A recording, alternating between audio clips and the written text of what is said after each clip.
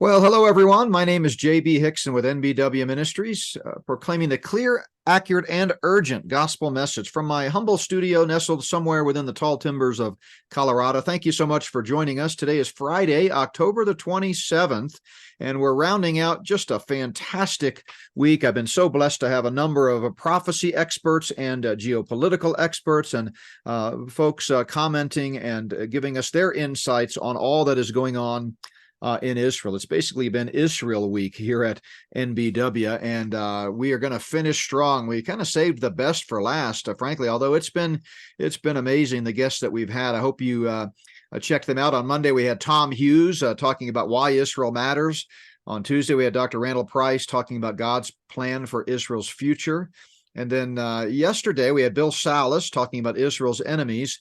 And today, we've got John Haller. What a blessing to have John on. He's going to be talking about Israel again and what happens next for Israel and some of his insights and some of the things that he's seeing from his sources. I'll bring John on here in just a moment. He really needs no introduction. I'll give you some of his websites here in just a moment. But as we get started, as always here at NBW, we like to go to the Word of God to kind of kick off the podcast. And so I want us to take a look at a passage that is so central for understanding God's plan for Israel. And that's from Paul's letter to the Romans in chapters 9 through 11.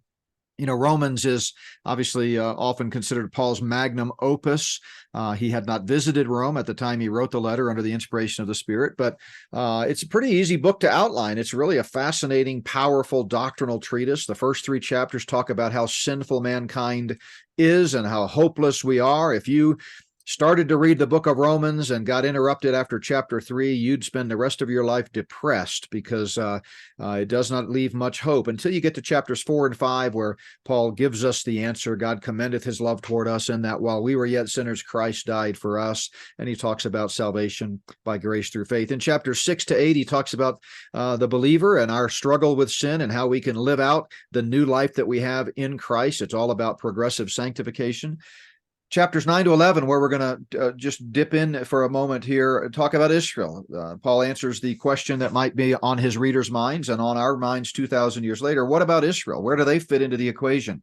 And then he closes it out in chapters 12 to 16 with some practical advice for the church and for believers in the present age. But in chapters 9 through 11, he reaffirms the fact that God is not through with Israel. Yes, Israel has been temporarily set aside. They rejected the Messiah because they did not have faith. That's what he tells us at the end of chapter 9. In chapter 10, he reaffirms his own personal impassioned plea and desire that all Israel would be delivered into the kingdom. He says, "Brethren, my heart's desire and prayer to God for Israel is that they may be saved." Saved there means delivered. He's talking collectively. Nationally, it's in the plural, they, and of course the word saved is used 108 times in the New Testament. More than half the time, 58% of the time, it means physical deliverance or temporal deliverance. It does not always mean eternal salvation. In English, if you grew up in church, you're kind of conditioned to think that the word saved means eternally, but that's not what he's talking about here. He's talking about Israel's national deliverance, as he goes on to make clear, and it concludes in chapter 11 with talking about how one day the deliverer will come out of Zion and deliver Israel, and they will be ushered into their land in fulfillment of all Old Testament prophecy. But chapter 10 makes it clear that before they can experience national deliverance, they must first go through individual belief. And the reason that they have not been delivered in the kingdom yet is that they're in unbelief. They've not believed the gospel. Some have. There's a remnant in every age, and Paul considers himself part of that remnant in chapter 9. But as a whole, the nation cried, crucify him, rather than Hosanna, Hosanna, blessed is he who comes in the name of the Lord. But Paul quotes Joel chapter 2 and reminds us that one day, Israel as a nation will call on the name of the Lord at the second coming, and they will be regathered into the land in belief, and they will experience the long-awaited global kingdom of peace, righteousness, and judgment when the entire government of the world is on the shoulders of the King of Kings and Lord of Lords, our Savior. But before they can call on him, they must first believe. Romans 10:14, how can they call on him in whom they have not believed? But they have not all believed the gospel. Faith comes by hearing, and hearing by the word of God. Then the pivotal chapter, chapter 11, Paul makes it clear that Israel's rejection is not final. In verse 11, He says, I say then, have they stumbled that they should fall? Certainly not. Whenever you see the phrase "certainly not" in Greek, it's the Greek phrase meganoita, and it means that Paul is affirming a proper premise, but a false conclusion from that premise. And that basically describes replacement theology right there. He's saying, yes, Israel stumbled. They crucified the Messiah. They rejected him at his first advent. But that does not follow then that God is through with them and has abrogated all of his promises to them. Not at all. There is a future. In fact, Paul goes on to say in verse 11, that it's through their fall at the first advent that he is provoking them to jealousy by bringing salvation to the Gentiles. And the church age as a whole is a microcosm, a foreshadowing of the glory to come in the kingdom, so that the second time around, the Jews will receive the king because they'll say, I want that kind of intimacy that believers in the church age have had for 2,000 years. He goes on to say, if their fall at the first advent is riches for the world and their failure riches for the Gentiles, well, then how much more their fullness? In other words, a day is coming when they won't fall. They will receive the Messiah and have personal faith, followed by a corporate calling on the name of the Lord and corporate confession, you might say, and then they will be delivered into the land.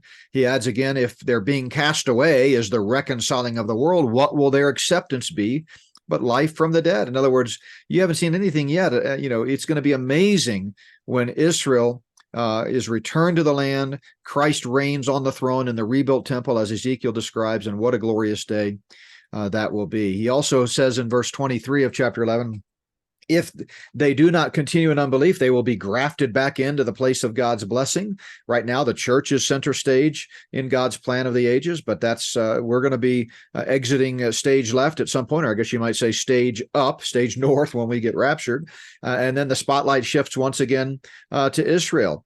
And he very plainly says that one day God is going to graft Israel back in again to the olive tree that is rightly theirs. They are not the olive tree, as replacement theologians suggest, but it is their proper place of blessing. You can't be grafted in to something and be that something at the same time. So he says they will be grafted in again to their own olive tree. All along, God's plan for Israel was to be a light to the pagan world around them, to bring salvation to the world. As Jesus told the Samaritan woman, salvation is of the Jews. And one day they will receive them. And so then here's the key verse, the last little passage here. I do not desire, brethren, that you should be ignorant of this mystery, Romans 11:25, that blindness in part has happened to Israel until the fullness of the Gentiles has come in. Not permanently, not irrevocably, but in part, meaning there are some Jews today that get saved as part of the church, and also until a certain time.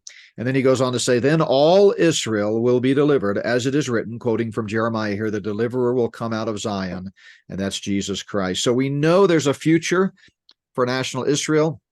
We know that God has outlined in the prophetic pages of Scripture how things will unfold. And I got to tell you, John, I have to believe that right now we are seeing the early rumblings and beginnings. Of course, God's been setting the stage for this throughout human history, particularly 1948 with the reestablishment of Israel as a nation. But these days, with what's going on and all the drumbeats of war, I have to believe we are on the verge of these end times prophecies all kind of coalescing together. John, thanks for being with us. You can learn more about John on Rumble at Real FBC. He's, of course, at Fellowship Bible Church as one of the teachers there. He does a weekly prophecy update. You can find him on YouTube at Fellowship Bible Chapel. You can go to their website, fbchapel.com. They also have an app. Just search the App Store for Fellowship Bible Church. John, thanks so much for being with us today. Welcome to the program. Good to be with you, JB. All right, so you kind of heard me give just a quick theological overview of why we believe there's a future for national Israel. Kind of dive in and give us your perspective. I know you've been doing a lot of interviews. Kind of give us your perspective on what you see happening and where you think it's going.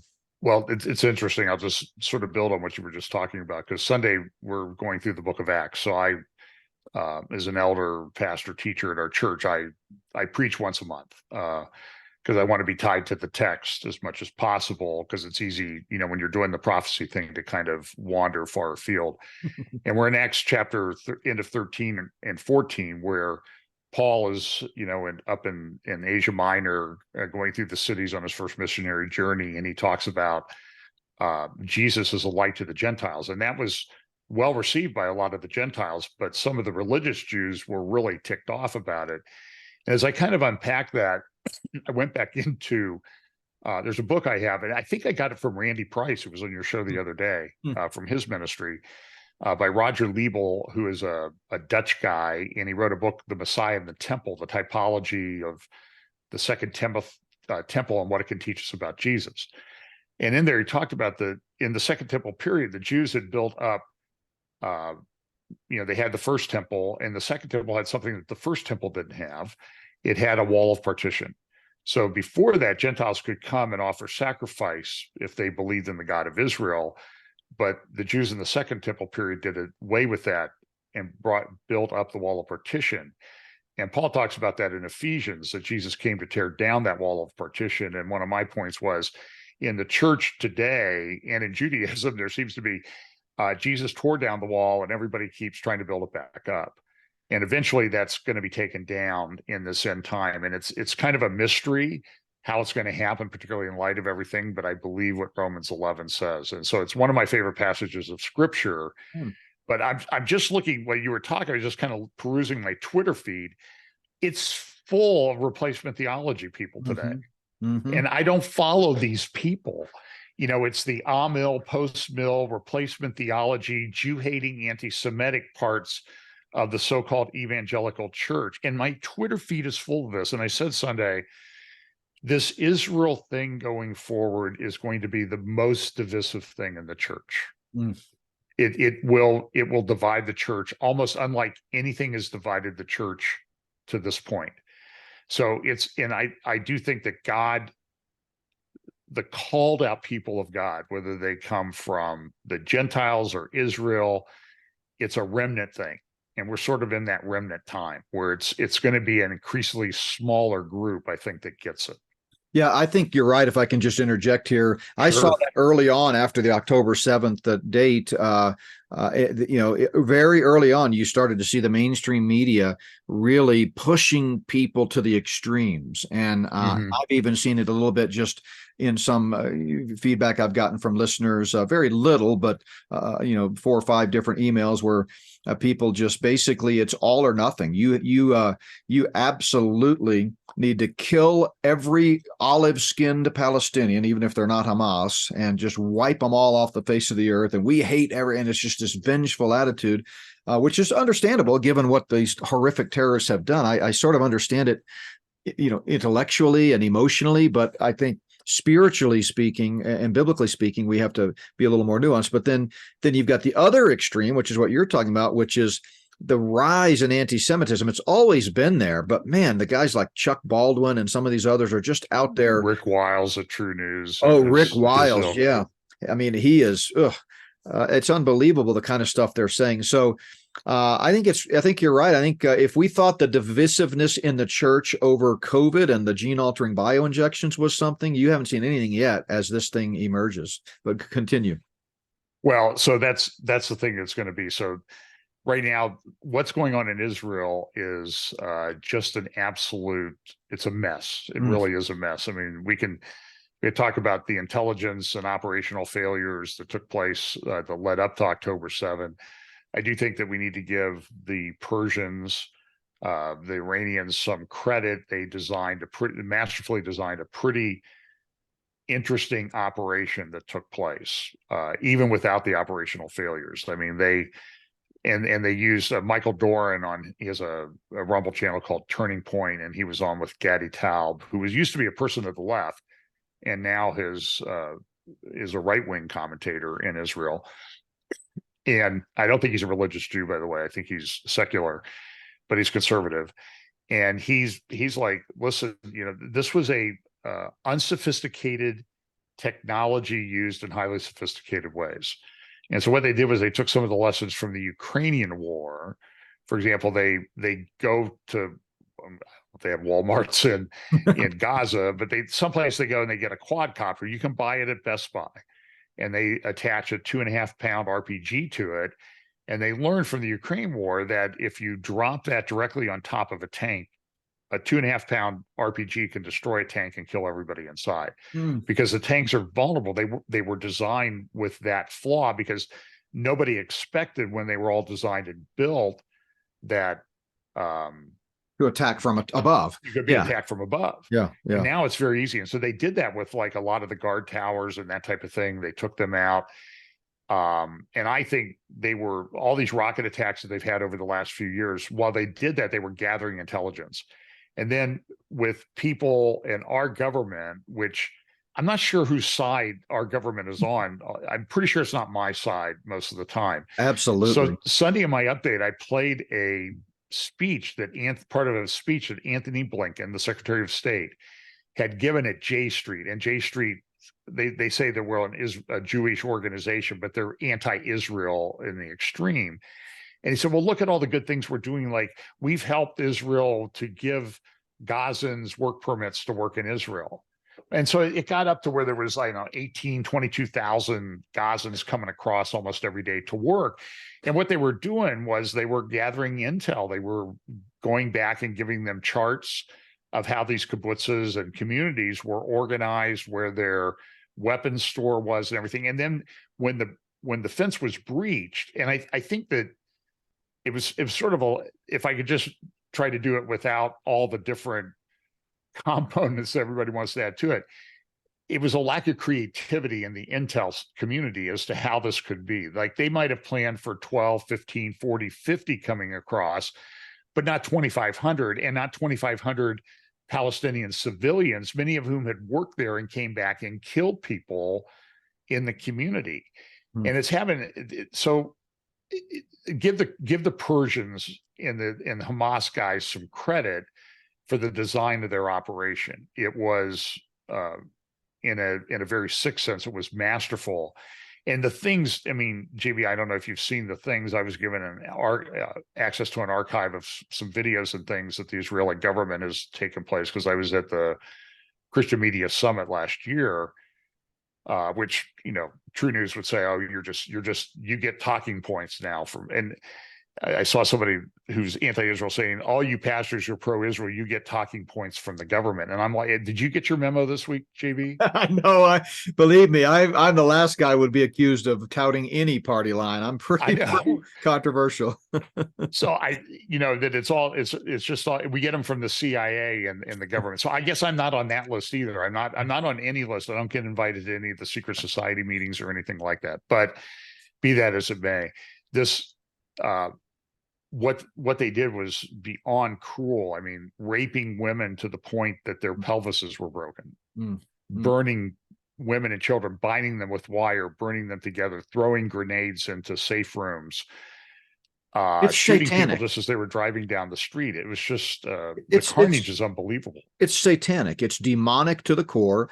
And obviously, you talk about the creativity of Hamas and Iran funding it, but let's go one step further. I fully believe this is part of a Luciferian conspiracy that is both biblical and historical. It's well documented in my first Spirit of the Antichrist book. I talk about it extensively, documented.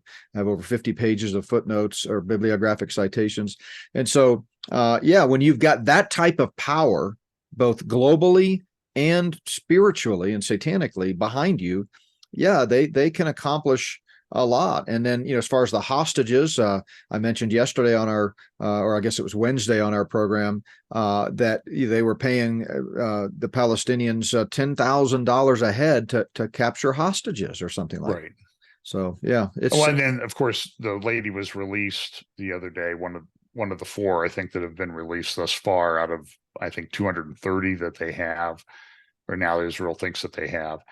And she's an 85-year-old lady, lived down in the area near the Gaza fence. And I was down there in December. They took us down to the Israeli base where they have their urban warfare center. And they took us over to the kibbutz that's nearest to the border fence.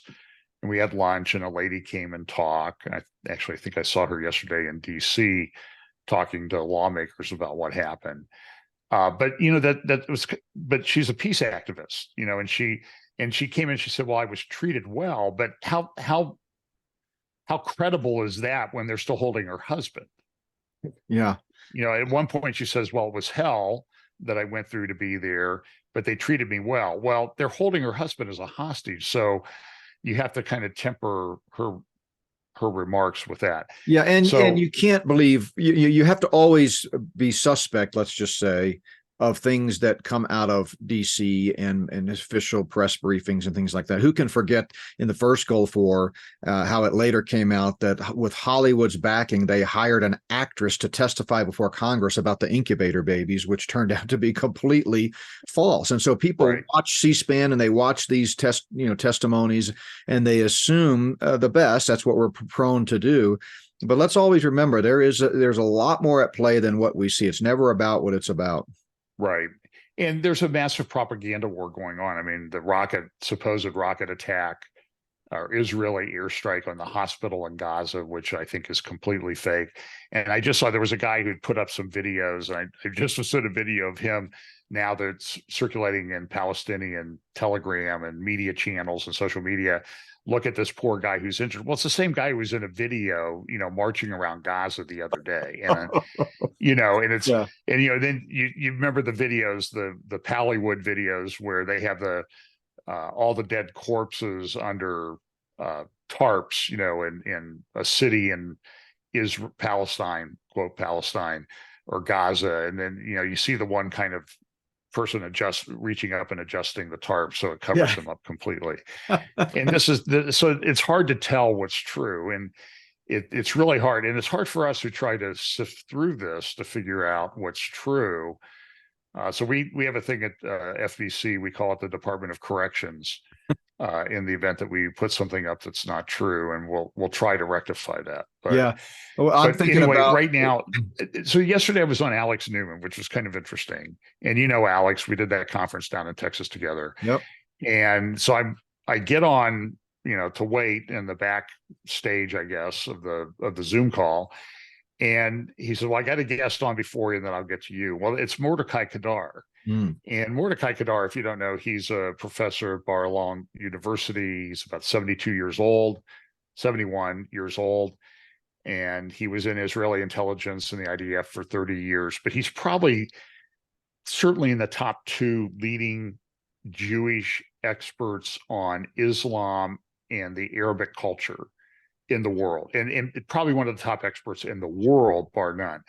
He's incredibly intelligent. It's very interesting that 6 months ago in April, he put out an article, and he said, I'm sharing information that I got from somebody who doesn't live in Israel. And he goes through this. The article is at jns.org, and Mordecai Kadar, Kedar, and it's called Death to Israel, the Iranian Plan to Attack Israel. And the subtitle is, if the Israeli public wants to survive, it must prepare mentally and physically for war with the Iranian octopus.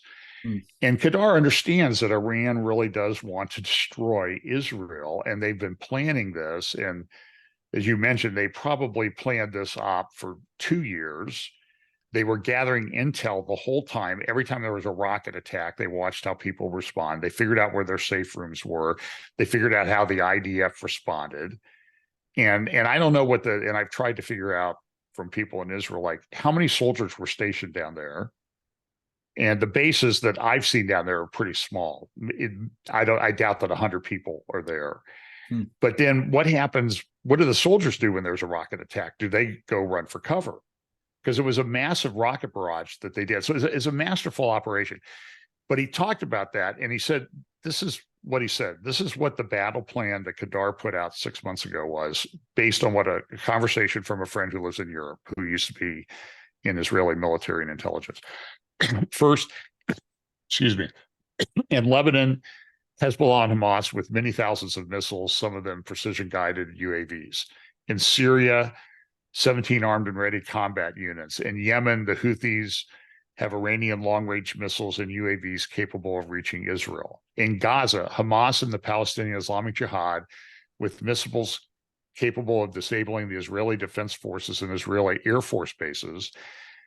And then they go on and they said, one of the first phase, there'll be the aerial one. And then he said there'll be an invasion of ground from Syria, Lebanon, and Gaza. We'll focus on Israeli settlements. And this has long been known that the war in the north will be Hezbollah coming through the tunnels that they've drilled through bedrock up there and coming into communities and kidnapping people and taking them back to Lebanon to hold as hostages. Well, I don't think they thought that was going to happen in Gaza. Maybe they just didn't think it was going to happen in Gaza, or maybe they just ignored it. And I think Caroline Glick has done some pretty good analysis on this as well. She's got a program, Caroline Glick Show at JNS YouTube channel. And she just says, look, we got deceived. At a minimum, we got deceived by Hamas because everybody thought Hamas was going to be, we could work with them. And so Blinken's at J Street touting it to great applause and cheers that they have all these Gazans working in Israel. And that didn't age very well. About 6 weeks ago, Jake Sullivan, National Security Advisor, did an interview with Jeffrey Goldberg at The Atlantic. I played that clip last Sunday, and he said, Israel today, or the Middle East today, is in a much calmer place than it has ever been in the last than it has been in 20 years. 4 weeks ago tomorrow, or today, I think this is playing on Friday, as I recall. I lose track of what day it is. So 4 weeks ago, Netanyahu stood in the speaker podium at the General Assembly of the United Nations and said, he started off with the Deuteronomy passage about blessings and curses. And we know that was renewed and reaffirmed by Joshua in Shechem when he had half the tribes on Mount Ebal and half the tribes on Mount Gerizim shouting the blessings and curses. And Netanyahu said, we're on the verge of a blessing where we're going to have this peace agreement with Saudi Arabia this will transform the Middle East. The same week, a couple of days before that, in an interview played on Fox News, Brett Baer interviewed Crown Prince Mohammed bin Salman, who, by the way, was his first interview in English, and he speaks pretty good English. And he was saying, this is the greatest agreement that's been done geopolitical since the end of World War II. Wow. Yeah, that didn't age very well, any of those assessments. Now, I personally think that the thing with Saudi Arabia is going to come back. Saudi Arabia did, it was confirmed yesterday, shoot down one of the Houthi missiles from Yemen the other night, which is kind of unusual because it was clear it was going to Israel, but Saudi Arabia used, I think it's the Iron Dome that it got from the US to shoot down one of the missiles or drones. Which is kind of unusual in the context of everything that's going on. So I think if Israel's successful in this war, the Saudi Arabia thing will come back, especially if the king passes away. Mohammed bin Salman is it's a generational change in Saudi Arabia. And I do think it's prophetic in many respects. And next week, by the way, I was reading the Financial Times from London yesterday, which I think is one of the more important papers in the world. And they're talking about, the big Financial Investment Initiative Institute, which they call Davos in the Desert, is next week in Riyadh, and it's going to go forward. So that's kind of an interesting thing. And then I think I showed you the front page of the Peninsula, which is the English language paper in Qatar, which is the biggest sponsor of the Muslim Brotherhood and everything, but trying to play both sides. We're negotiating, get the hostages out. Look what good guys we are. Look how good we are. We had the World Cup soccer thing here, even though they bribed half of Europe to get the World Cup to Qatar last year. And there on the front page is the Prime Minister of Qatar meeting with his good friend to discuss how we can cooperate and work together in the future. Klaus Schwab from the World Economic Forum. Yeah, I mean, I think it's the pick of the week. Yeah, it really is. It is. It's one to save for sure for our future presentations as we talk about the World Economic Forum. But it really is complex, as you said. A lot of this hasn't aged well. Obviously, Qadar's article 6 months ago that was pretty prescient. It turns out, and I think this has been planned for some time. But what I see, kind of trying to interpret all these unusual alliances that are forming and statements that are being made and decisions like Saudi Arabia to knock down the rockets. I think the leaders, the national leaders around the world, they all get that this thing is a powder keg, that it could easily evolve into a global conflagration, World War III. And so they are it's not monolithic. The Luciferian conspiracy is by no means monolithic, where there's some guys reporting to Satan who then turn around and push buttons and things happen exactly like they want it. There are unexpected alliances and competing agendas. And I think when you take a look at major world events like this, and really any big news item, there are three arenas that you need to always consider. And they're easy to remember because they all start with a P.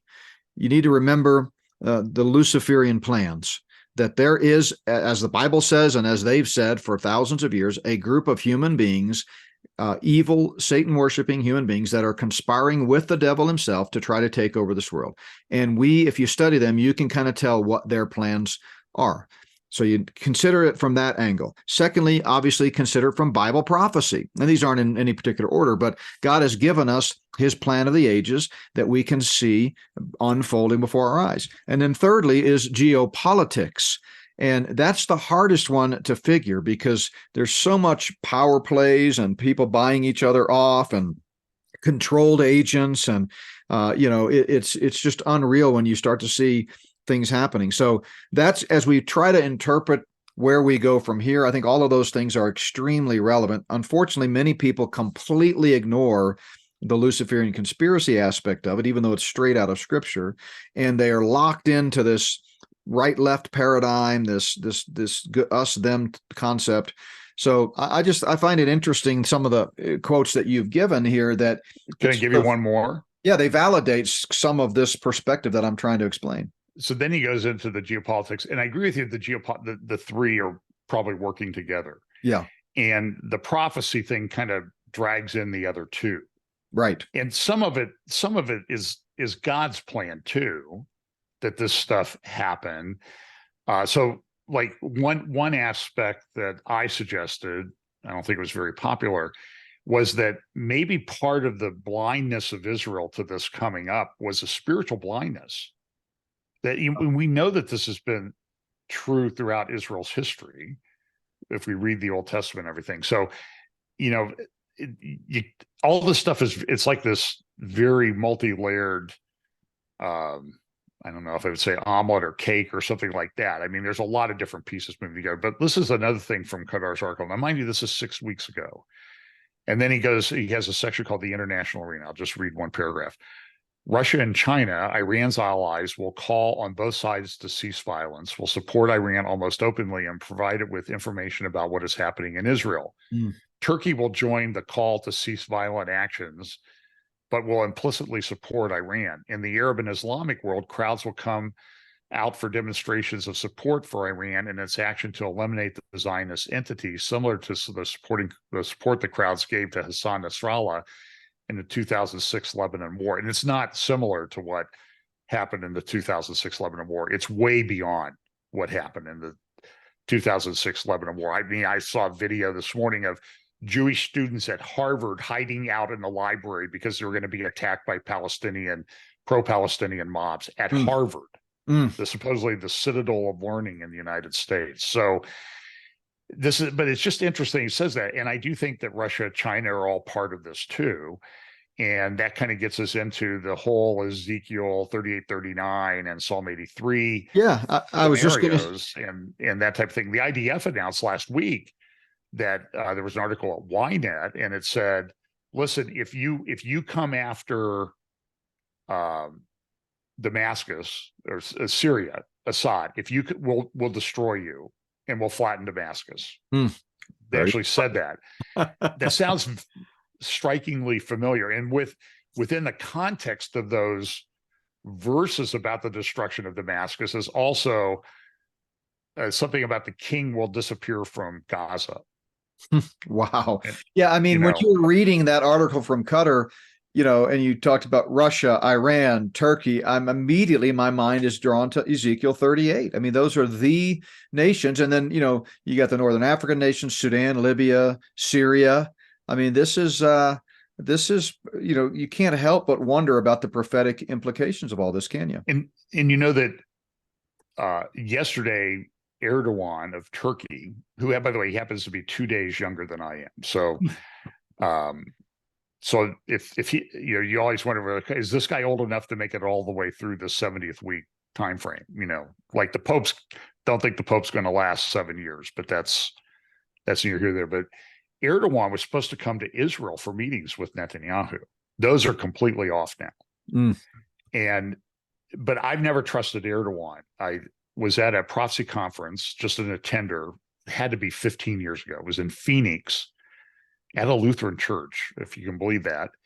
And the speakers were, I think, David Hocking, Chuck Missler, Bill Koenig, and maybe Roger Oakland. But so we end up at the pastor's house for dinner after the conference on Saturday night.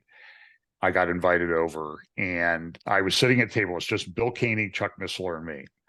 So I had a lot of respect for Chuck, and he had become a good friend. And so I thought, I'll pick his brain. I said, Chuck, do you ever get excited about Bible prophecy? The things you see going on in the world. This is 15 years ago. And he said, well, I'm watching Turkey. And when I see Turkey start to go way as the Islamist side, then I'm going to get excited. So I've been tracking Erdogan. I actually wrote an article for Bill years ago for his weekly newsletter about Erdogan and Turkey. So I've been watching them. So Erdogan came out yesterday and said the meeting's off, and Hamas is not a terror organization. It's a liberation organization to help protect the Palestinian people. And I mean, there's a big, long speech. It's about 30 minutes. I downloaded it yesterday, and somebody had summarized it in Turkish, so I can translate it. I'll share that probably in my update on Sunday. It's one of these things, like when I get to Sunday, I try to keep it to an hour and a half, but as a result, I have like 150 slides that never get seen every Sunday anymore because so much is going on. But it was interesting. If you track Erdogan, he's a radical Islamist. He memorized the Quran. He won awards for reciting the Quran when he was a young guy. He used to stand on the bow of ferries across the Bosporus and recite the Quran, like sing it, you know how they do. He did this. There's a video of him going to London a few years ago to dedicate a big mosque in London, and he's reciting the Quran. It's very creepy. He took over the Hagia Sophia, the largest church in Christendom there in Istanbul a few years ago, and turned it back into we didn't say it's a mosque, but it's a mosque. And he goes there and does the prayer. And they brought the Pope in to do prayers there. That was kind of interesting. But the critical thing about Erdogan is, what does he think about all of this?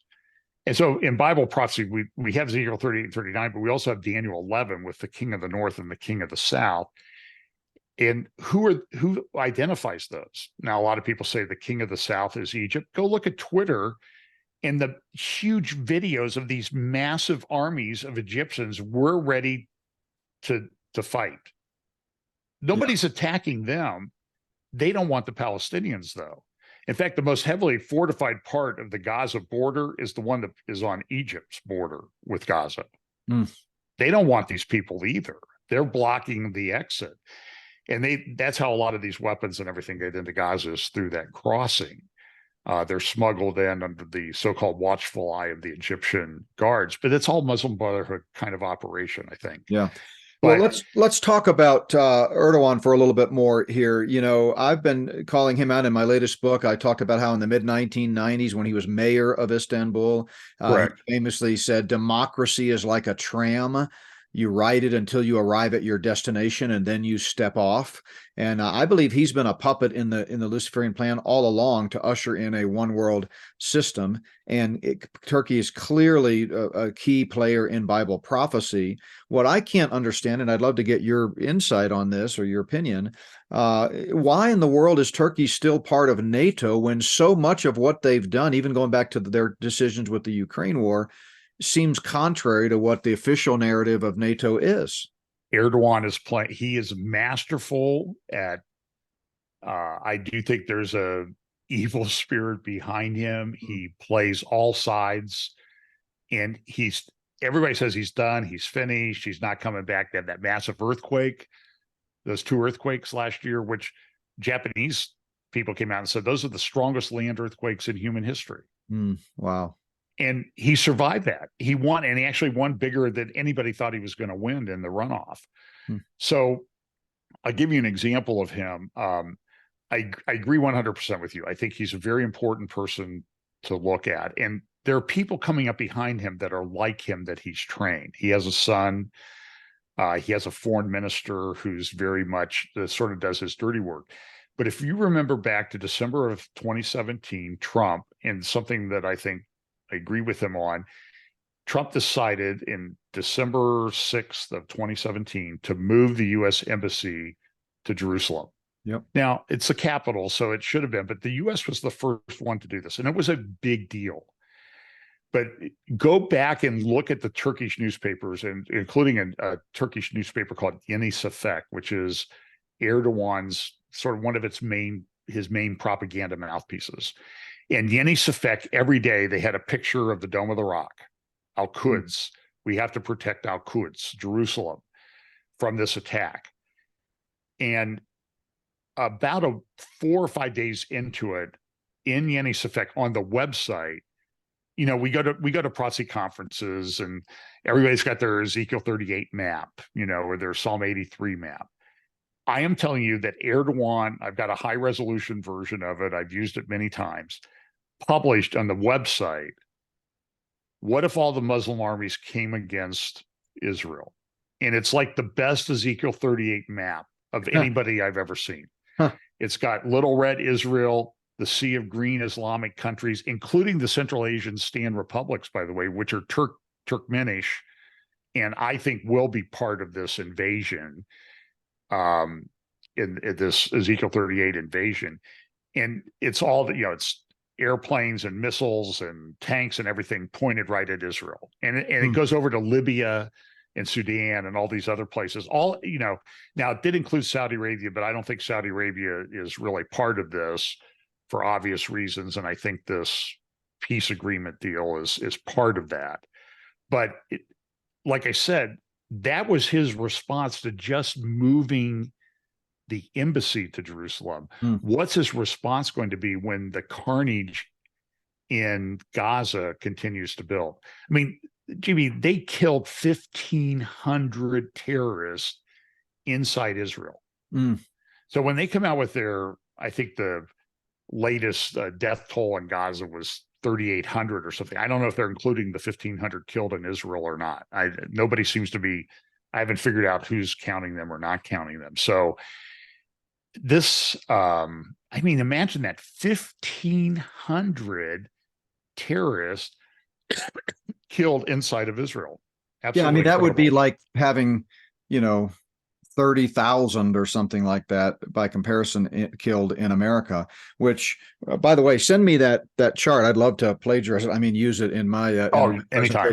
I'll send you that. I'll send you the Cutter thing. I'll send you the link to Dr. Kadar's article. But in the time we have left, let's shift our focus to kind of the United States and just what's on everybody's mind in terms of what happens next, where this is headed. Do you think there are similar numbers, or let's just say that there are terrorists, sleeper cells in America? And is it just a ticking time bomb until they start lashing out? What are your thoughts about our homeland? You know, I've watched the videos that Michael Yan and Ben Bergwam have been putting up about what's going on our southern border. And some articles today, I think Ann Coulter, another conservative female writer, maybe it was Monica Crowley or somebody, estimating that the real numbers of people that come into the United States could be 40 to 50 million. We know it's at least 8 million or 12 million. And I look at the videos of these guys coming across the Rio Grande and other place. They're military age males, and they're coming from all over the world. They're coming from China. They're coming from, and there's a lot of Palestinian, Hamas types, other terrorist types, Syrian and that type of thing. And they flooded Europe a number of years ago too. And I think they're just biding their time for, I don't know, the word to let loose. And so I tell people, and I don't think people believe me, you need to be, if you're going out and about today, you need to be situationally aware. And Sean Hannity kind of said that on Fox News last night when he was talking about this latest guy up in Maine. But this is Lewiston, Maine. This is a small city in Maine, a college town, all of a sudden, there are, I don't know, 18, 20 people dead in a mass shooting. And the guy's still at large, the last I heard. Yeah.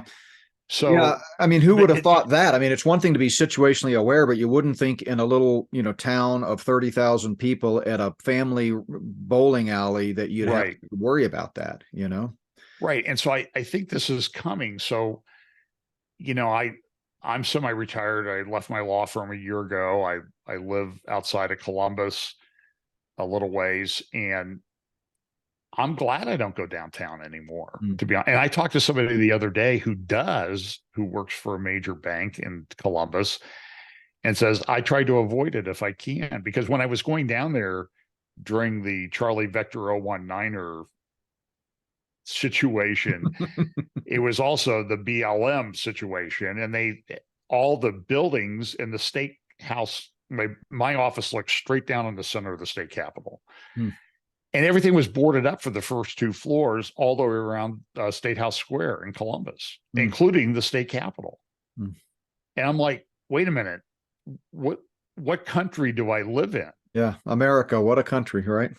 Yeah, but it's like this everywhere you go. I mean, I don't know if, well, I was in London speaking 5 years ago, and some guys took us into, we spoke up in the Central Highlands. So we had a conference up there, and then we went back to London for about 5 days. And as we're driving into London on the way back there for a few days, one of the guys in the car said, here's where we tell the joke. It's we're in London now, and it's time to play a game. Can you spot a true Englishman? And it sounds racist, but it's true. I mean, we were 4 blocks from Marble Arch, Speaker's Corner, in I can't remember the name, Hyde Park. The Marriott hotel that we stayed at, I think it was called Marriott Hyde Park or Marriott Marble Arch, it had 50 television stations on the cable for the TV. 10 of them were Arabic language.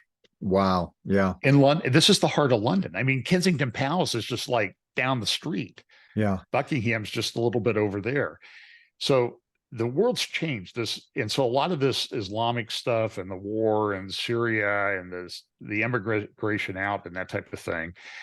But one of the main guys, to circle back to Erdogan, one of the main guys that's a fly in the ointment there is Erdogan, and he's playing everybody. He plays the Russians off, he plays the Syrians off, he plays the world off, he plays the UN, and now he's got this faux thing about what happened about Jerusalem, that he is a protector of Jerusalem. He wants to restore the Ottoman Caliphate, the last caliphate. It's been 100 years since the Treaty of Lausanne, so he wants to undo all of that.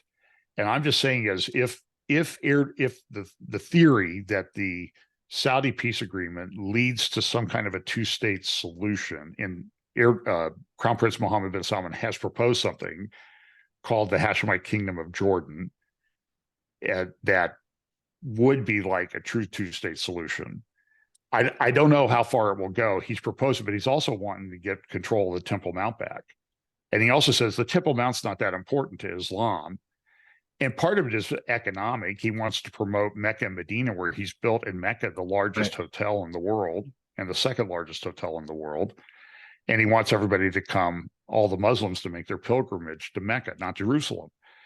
So, but if he does say just something on the Temple Mount, maybe something will happen there with Jewish ability to do something on the Temple Mount.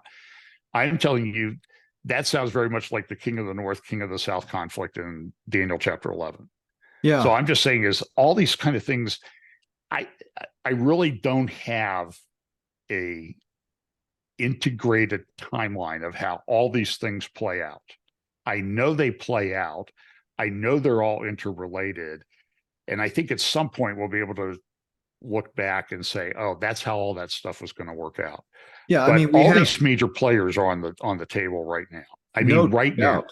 No doubt. Yeah, it's stunning, and you've really elucidated that quite well with some of your headlines and things. It's even worse than I thought. But yeah, there's no question that we start with the Bible. There is a biblical script for human history, and we call it Bible prophecy. And then you look at the Luciferians' plans, which obviously is subservient to God's plans. The Luciferians can never thwart or contravene God's plan, but the things that they're doing, must fit within the broader script of God's plan of the ages. And then, you look at geopolitics and your discussion of Erdogan and he's, playing all sides and so forth is a perfect example of the geopolitics of it. You've got people that are building hotels in strategic locations for personal gain, power, wealth. There's other influences, sex, all kinds of underworld stuff that people do for personal, debauch reasons. So it's not monolithic. It's not like the Luciferians are in control of every government agency in the world. There are a lot of complex issues here. And, but to bring it back to the United States, where do you see, if you had to give it your best guess, and I know, we're not prophets, we're all looking at the same data, doing our best to speculate, but do you see this thing that's happening right now in Israel as they try to defend themselves from this horrific terrorist attack? Do you see it growing and expanding and essentially evolving into a global war, or do you think it might simmer down and for a while before we go to the next phase? So if I was, giving you odds, sort of like the points in an NFL line on, you're going to bet on Sunday. Listen, I think the odds are that there's no going back from this. I just don't think it's going to simmer down. I don't see that. Because listen, Israel already is facing a tremendous amount of Jew hatred and anti-Semitism. And a lot of it's coming from people in the so-called evangelical church. Yep. I mean, the stuff in my feed is just unbelievable from these people. And they're out there on channels and they're putting out all the anti-Semitic tropes that have come about since Olivier Melnick and I did something a couple of weeks ago, and we talked about that. And, Olivier's big on anti-Semitism, written a book about it. And I'm just telling you, it's unlike anything that I've ever seen. And the question is, so where does it go? I mean, I don't think our government, we've sent aircraft carriers over there and supposedly 20, 30,000 troops are on their way or have already arrived. I don't see us there on the side of Israel. I see this there as more of a restraint on Israel to keep Israel from going too far. But I don't think Israel's going to pay attention to it. And they're going to go into Gaza and they're going to do what they have to do. But then the question is, they go into Gaza and they do what they have to do. Anti-Semitism will spike like you've never seen. Now what happens is if Iran and even Russia came out and said, don't mess around with the North, but there's more rockets up there. Now, I did see a little blurb today that maybe Iron Beam is ready to be field tested, which would be very helpful, but it's not going to be broad enough. It has a limited range and everything. So Iron Dome, right? There's a thing called Iron Beam in the North. Yeah, it's a laser system, and it's much cheaper. It just uses electricity. But it has limited range of a kilometer or a mile. So you have to have a lot of them all over the place. And I just don't think they can roll it out that quickly. Is that coming from the U.S.? Is that what we're bringing over there? Or is that something? No, we're bringing over a thing called THAAD, T-H-A-D. And I don't know what the T-H-A-D an acronym stands for. And we're supplying them with additional Iron Dome missiles. But the advantage so the Iron Dome costs about $100,000 per missile to shoot down. So they build a missile for $2,000 and Israel spends $100,000 shooting it down. That's not really good. The economics don't work there. Iron Beam can do it for like $20. I see. Okay. Yeah. But it's not operational. It's put out by a company called Raphael Systems.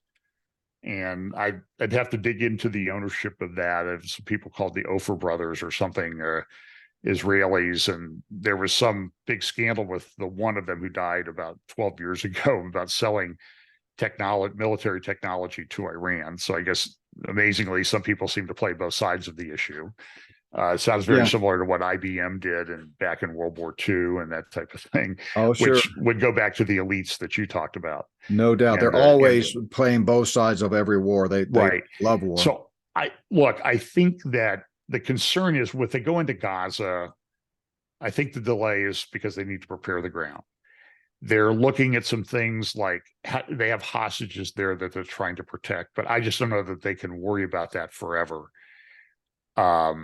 I think you just have to assume those hostages are not going to come back at this point, because they're used by Hamas to delay things. And our government seems to say, oh, delay, let's put in humanitarian. You can't put humanitarian aid in there because it'll end up with Hamas. We'll just use them to drag this thing out. But there could be thousands of IDF casualties in an invasion of Gaza. But then intel reports that I've seen in the north are invasion casualties in the 25,000 to 35,000 range of Israelis dead, civilians and IDF. And that's a difficult thing to do. So I worked a little bit with a group called IDSF, Israeli Defense and Security Forum, founded by a guy named Brigadier General, retired from the IDF, Amir Avivi, and he's doing daily briefings right now. And I talked to him when I was in Jerusalem, but he has a very interesting article up at the IDSF website. It's in Hebrew, but you can translate it. And it's called The Day After Hamas. First of all, he says this: Israel's concerned that they don't have enough people to do the North, Gaza, and we forget about the West Bank, Judea, Samaria, and we forget about the Israeli Arabs within Israel. I've been shared emails from people in Jerusalem, and they're telling me that there are Arabs walking around Jerusalem taking pictures of apartment buildings. Mm-hmm. Yeah. And this has been happening here in the U.S. I took a picture of a guy once, and it ended up at Homeland Security, downtown Columbus, taking pictures of it was a 62-degree day, and he had a balaclava on. And a shirt about this color, by the way, but it was like a muscle Under Armour shirt. The guy was built like an Ohio State linebacker. And he had a full face. His face was covered with this balaclava. And that was 7 years ago that I took that picture. And I know it ended up at Homeland Security. I called the police. They're doing this in Jerusalem now, and there's a concern that what happens if the Israeli Arabs who we've lived with, some of them, not all of them, there are a lot of good people that love Israel and everything there. But what if there are some of them that are Hamas supporters? Right. And they end up doing what Hamas did in Jerusalem. And then you have the West Bank. Do you know, JB, in the West Bank since October 7th, in this 4-week period, they've killed more Palestinian Arabs in the West Bank than in any 4-week period in many years. Yeah. And you don't even hear about that on the news because they're rolling up terror cells and operations. So what happened if the West Bank or the Israeli Arab areas of Israel cut loose, like, East Jerusalem and that type of thing? So the concern Amir Avivi has is, do we have enough manpower? And can we withstand this? We have to do this. We have no choice. He says, we've got to go in. We got to get it to Gaza. Just go and get it done. But then he wrote a very insightful article, was The Day After Hamas. What happens when they do go in and roll up Hamas and they have Gaza with 2 million people? What do they do? Egypt's not going to help. Jordan's not going to help. The UN's not going to help. They've been training these guys. In fact, at least 200 of the dead terrorists were trained in UN-sponsored schools in Gaza. They went to those schools, and they were trained in terror and hatred of Jews. And now we have the UN guy who's a socialist, Guterres, yesterday saying, oh, well, we understand that the oppression of the Palestinian people led to this. We don't support what they did, but we understand it in that context. Yeah. And this is the world stage. So does it sound like a world where all nations, Jerusalem is a burdensome stone, and all nations will be gathered together against Israel to divide it. And I'll bring them down into the valley of Jehoshaphat and Joel. Yeah. Yeah. Because they have divided my land. And so I do think this is it. And as soon as I say this, and it'll get out there maybe, and all these anti-Israel, anti-Jew people will be saying, oh, well, they just celebrate the death and destruction that's coming in the war. No, I don't. I don't want this to happen. If it was that's not how I'm going to do it. But I read Revelation and I see a place where Satan is kicked out of heaven, and he goes forth with what? Great indignation, great wrath. Yep. It's almost like he's been holding back too. Right. Till that time when he knows this is the last chance that I have. Yeah, no, I couldn't agree more. We're out of time, but I just want to kind of summarize what you're saying here is, because I agree that I think Israel has no choice but to defend herself. They're going to go into Gaza. And that's going to incite the furor of all the anti-Israel nations and forces and people. And you're already seeing the stage being set for that through the mainstream media, the global milieu of just people talking about how terrible Israel is. Somehow, these horrific Hamas terrorists, just did some of the most unspeakable things you can do. And yet there are people out there talking about Israel as the aggressor. It's hard to fathom how they can morally, equivocate on that. And yet that's what's happening. And sadly, the dumb sheeple of the world are just out there soaking it up. And so the narrative is going to be that that Israel is at fault here, or partially at fault, or whatever. That's going to be the narrative. And so then you're going to see, things flare up in the north. You're going to see, I think, Iran get involved, Russia get involved. I agree that with no confidence in Biden, and I can't count on him to support Israel. But I think understanding how the U.S. plays a role in the Luciferian Conspiracy and the top level globalists that are really fomenting war, I think they will eventually be full on engaged in this war, not just because we have to and want to support Israel, but because of other interests of ours that are being attacked. And I guess what I am watching for is to see if, because we know Biden's and the progressives' view on Israel is not generally supportive, if they're going to do something else in this sort of Hegelian dialectic concept to get American support for entering the war, such as attacks on our homeland. And I think that's a very real possibility. So, well, we've been talking with John Haller. I think you're right, JB. Yeah, well, I appreciate it. I'm not a very good host because I should have been mentioning throughout the program that we were talking to John Haller, but I guess my guess is most of our audience knows him quite well and recognizes his voice right away. But John Haller, you can check him out on Rumble at Real FBC.